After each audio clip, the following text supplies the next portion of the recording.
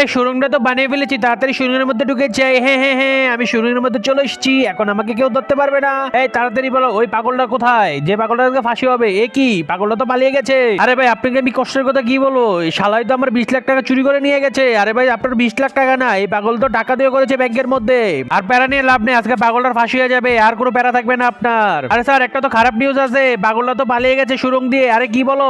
আরে স্যার আপনি তাড়াতাড়ি আসেন, আমি এখনই আসতেছি। হারামজাদাকে পুলিশে ধরার আগে আমি ধরে ফেলি, তাহলে তো তার থেকে আমি আমার 20 লাখ টাকা নিয়ে নেবো। তাড়াতাড়ি বলো, এই পাগল কিভাবে পালালো? আরে স্যার দেখেন, এই সুরঙ্গ দিয়ে পাগল পালিয়ে গেছে। আচ্ছা তাড়াতাড়ি পাগলকে ধরো, নাহলে আমাদের চাকরি চলে যাবে।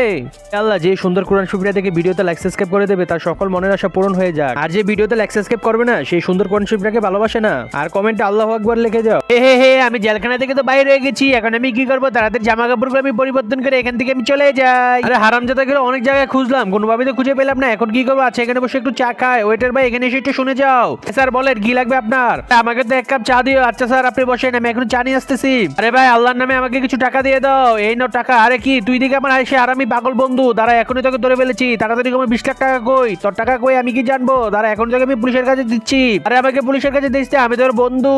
এই তো পাগল, তোকে ধরে ফেলেছি। এখন তাড়াতাড়ি সত্যি করে বল, তোকে পালাতে কে সাহায্য করেছে? সুরঙ্গ তুই 1 লাখ খুঁজতে পারলি না, তাড়াতাড়ি বল তোকে কে সাহায্য করেছে? আরে আমাকে তো আমার বন্ধু সাহায্য করেছে।